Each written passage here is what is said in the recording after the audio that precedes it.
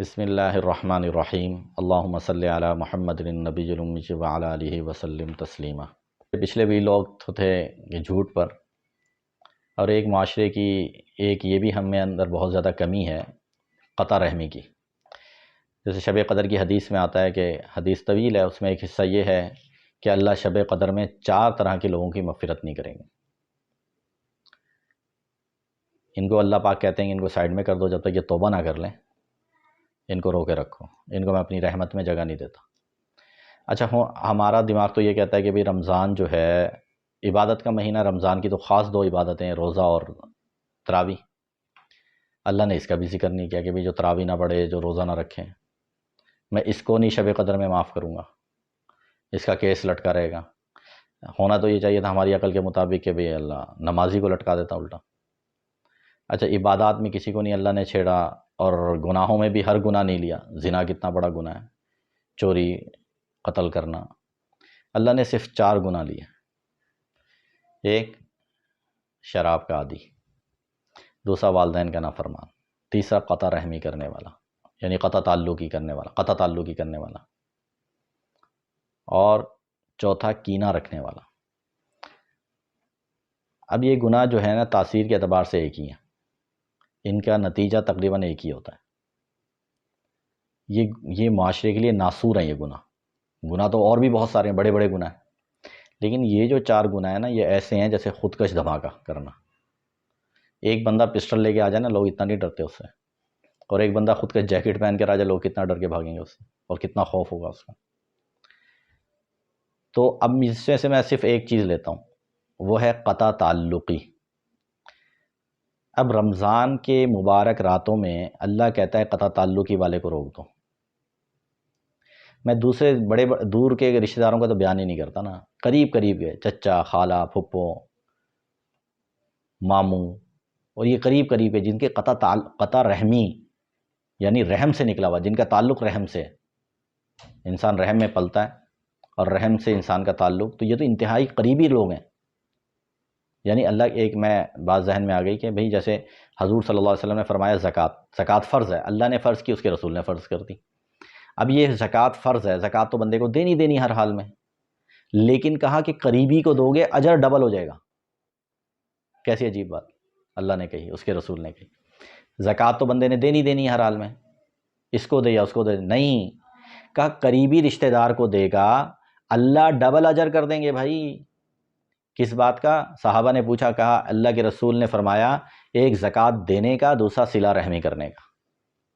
حالانکہ اسے زکوٰۃ دینی تھی، جیسے نماز آپ نے پڑھنی ہے، ہر حال میں پڑھنی ہے، چاہے گھر میں پڑھیں چاہے مسجد میں پڑھیں، ادا تو کرنی ہے نا اس کو، کہ جماعت نکل بھی جائے تو پھر بھی آپ نے اس کو ادا کرنا ہے۔ تو زکوٰۃ تو دینی ہے، یہ تو فرض ہے، اس کے باوجود فرمایا کہ قریبی کو دے گا۔ اور ہم کیا کرتے ہیں؟ ہم ملتے نہیں، برس ہم پھپھوں سے نہیں ملتے، خالوں سے نہیں ملتے، چچاؤں سے، بھتیجوں سے، بھانجوں سے نہیں ملتے، بھانجیوں سے نہیں ملتے، پھپھوں سے نہیں ملتے۔ پھر ہم میں ایک جھجک پیدا ہو جاتی ہے، کافی عرصہ ہو جاتا ہے، کوئی بات ہو جاتی ہے، تو پھر اللہ ایک موقع دیتا ہے ہمیں، ایک عنوان دیتا ہے۔ ورنہ اگر ہم اس طرح ملنے چلے جاتے ہیں، ہمیں بھی ایک جھجک ہوتی ہے کہ بھئی لوگ کیا کہیں گے، بھئی خالہ کیا کہیں گی، پھپھو ہونی نہیں چاہیے، لیکن پھر بھی ایک انسان ہونے کی وجہ سے ایک جھجک آ جاتی ہے کافی عرصے جب ملاقات نہیں ہوتی۔ وہ کہیں گے بھئی آج چاند کہاں سے نکل آیا، یہ کہاں سے آ گیا ہمارے گھر میں۔ تو اللہ ایک عنوان دیتا ہے عید کا موقع۔ اور دیکھو اللہ نے عید پہ بھی کیسی سیٹنگ کی۔ اللہ نے کہا فجر کی نماز پڑھو، بغداد جنیدی شیخ عبد القادر جیلانی بننے کی ضرورت نہیں ہے، ذکر اذکار کرنے کی ضرورت نہیں ہے، نکلو فوراً مسجد سے، اور فوراً جا کے عیدگاہ جلدی جانا ہے، عید کی تیاری کرو، سنتیں ساری پوری کرو، جلدی عیدگاہ میں پہنچو۔ اللہ کہتے ہیں کہ اس دن تو زیادہ مبارک دن ہے، تو جب 2 رکعت اللہ سنت واجبہ اور دے رہے ہیں تو اللہ کہتے ہیں اشراق بھی اچھی طرح پڑھ کے جاؤ۔ نہیں، کیونکہ اللہ کو پتہ ہے کہ کیا کروانا ہے میں نے ان سے کہا۔ عید والے دن اللہ کو کیا چیز پسند ہے، اور ہمارا مزاج کیا کہتا ہے؟ اللہ کو پسند ہے ملنا ملانا۔ اللہ جیسے رمضان کی خاص عبادت ہے نا کہ براہ راست عبادت اللہ کو رمضان میں پسند ہے زیادہ، اسی طرح عید والے دن ملنا ملانا اللہ کو بہت زیادہ پسند ہے، کہ اللہ کہتا ہے فجر پڑھو فوراً نکلو، اور فوراً عید کی تیاریاں کرو اور عیدگاہ آؤ۔ اور عیدگاہ کا بھی ثواب اس کا زیادہ رکھا جہاں بڑی عید کی نماز ہوتی ہے، زیادہ لوگ ہوتے ہیں، تاکہ تم زیادہ لوگوں سے اپنے دلوں کو صاف کرو، ملو ان سے۔ تم سارا سال تو ان کی شکل نہیں دیکھتے ہو، اب ملنے کا اللہ موقع دے رہا ہے تاکہ مل لو، تاکہ دل صاف ہو جائے۔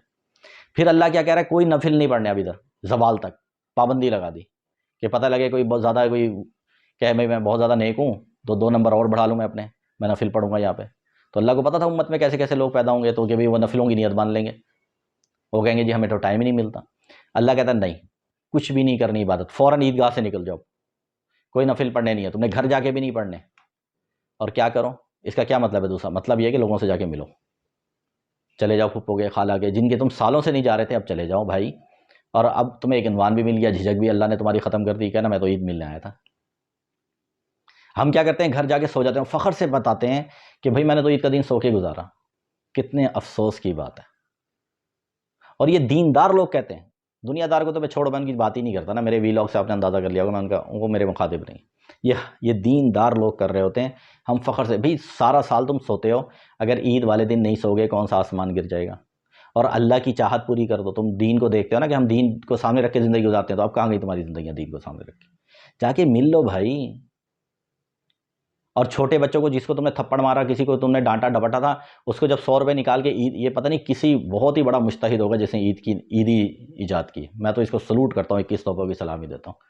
بہت زبردست آدمی تھا، جس کے دماغ میں اللہ نے یہ بات ڈالی کہ عید پہ عیدی دے، کہ چھوٹے بچے ناراض، ان کو عیدی جب جیب سے نکال کے دے گا، وہ ساری پچھلی باتیں بھول جائیں گے. اب بھتیجے کو کچھ کہا، بھانجے کو کچھ کہا، بھانجی کو کچھ کہا، بھتیجیوں کو کچھ کہا، یا کسی کو قریبی رشتہ دار کو کچھ کہا تھا، چھوٹی تھی یا عمر میں وہ چھوٹے تھے، آپ نے کچھ انہیں ڈانٹ ڈپٹ کی، مارا یا کچھ کیا، جیسے ہماری عادتیں ہیں بچوں کو رگڑا نکالنا، تو ان کو نکال کے جب یہ 100 کا یا 200 روپے عیدی دے گا تو ان کا دل صاف ہو جائے گا، وہ خوش ہو جائیں گے. اچھا بڑے نے آپ کو کچھ کہا اور جب بڑا آپ کو عیدی دے گا تو آپ کا دل صاف ہو جائے گا.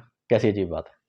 چلو اپنی حیثیت کے مطابق بندہ دے دیں، لیکن کم سے کم جا کے ملے تو صحیح بھائی.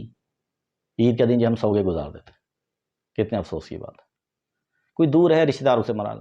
اعتکاف میں اتنے میں تو تعلیم میں اکثر کہتا تھا، ہم اعتکاف میں تو جو ہے نا وہ ایسے یکسوئی کے ساتھ بیٹھتے ہیں. اس سے بہتر ہے ہم کسی جا کے پھپھو کو، خالہ کو، ماموں کو، چچا کو، بھائی کو، بہن کو جا کے منا لیں. یہ اعتکاف سے زیادہ بہتر تھا طریقہ، کیونکہ دعائیں اڑی رہتی ہیں، شب قدر تمہاری اڑی رہے گی اور اللہ اس سے نہیں نکالیں گے تمہیں. تو ہم اپنے اندر کوئی تبدیلی پیدا کریں نا. ہمارے پاس ٹائم ہی نہیں ہوتا لوگوں سے ملنے کا. ہم نے ہمارے بزرگ تھے مولانا محمد احمد بھالپوری صاحب رحمۃ اللہ علیہ، میں نے ان سے یہ بات بڑی سیکھی. ہر چھوٹے بڑے کے رشتہ دار کے ملنے جاتے تھے. انہوں نے اپنی عبادات کو، اپنے معاملات کو، حالانکہ تبلیغ کے بہت بڑے بزرگ تھے، انہوں نے حضرت نے اس کو رکاوٹ نہیں بننے دیا کسی سے ملنے. ہر اتوار والے دن ہمارا مارکیٹ کے اندر گھر تھا، دکانداروں کو پتا تھا کہ 8 بجے مولانا ان کے گھر آ جائیں گے. اکثر ہم سوتے رہتے تھے، یا جن کو تو آنکھ نہیں کھلتی اتوار والے دن، بندہ نماز پڑھ کے سو جاتا ہے، وہ باہر سے چلے جاتے تھے، تو وہ کہتے تھے دکاندار بھائی آپ سوتے رہے، وہ حضرت آئے تھے. ان کا پکا ٹائم تھا، نیازی ٹائم. ہر کسی کے گھر عید کا اگلا دن، ہر کسی کے عید والا دن لوگ ان سے ملنے آتے تھے، نہیں سوتے تھے. 95 سال کی عمر میں انتقال ہوا تقریباً، اور ایسے بیٹھے رہتے تھے 11 بجے تک، جب تک ان کی 11:15 11:30 بلکہ تقریباً 12 بج جاتے تھے کہ لوگ ملنے آتے تھے.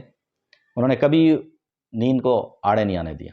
اس کے بعد وہ آرام کرتے تھے، اور عید کا اگلے دن سارا رشتہ داروں سے ملنے کا، وہی 11-12 بجے تک ملتے تھے.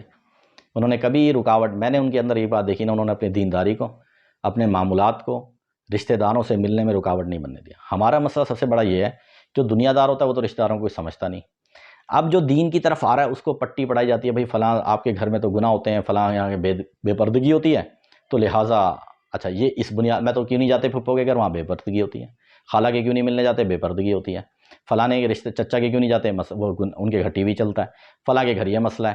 اور بھائی جب سے دنیا بنی ہے کہ سب کے رشتہ دار جبریل امین تھے؟ اور بھائی ہر کسی کے رشتہ دار گناہ گار، تم کون سے کوئی پارسا ہو، تمہاری کیا گارنٹی ہے دیندار ہونے کی؟ تو آپ جا کے ملو بھائی.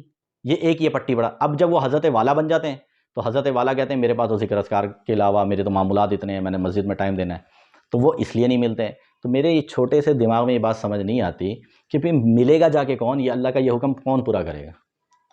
دنیا دار نہیں کرے گا. دین کی طرف جو آ رہا ہے وہ بھی نہیں کر رہا، جو پورا دین پر آ گیا وہ بھی نہیں کر رہا. تو پھر آسمان سے فرشتے آ کے اس عمل کو، اس حکم کو اللہ کے پورا کریں گے. آپ صلی اللہ علیہ وسلم رشتہ داروں سے ملنے جاتے تھے، ہر کسی. اب ان کے چچا، حضرتوں کے چچا ہم سنتے رہتے ہیں، ایمان نہیں لائے، اس کے باوجود حضرت ملنے جا رہے ہیں ان سے. تو بھئی یہ ہم اپنے اندر یہ پیدا کریں، یہ عاجزی پیدا کریں.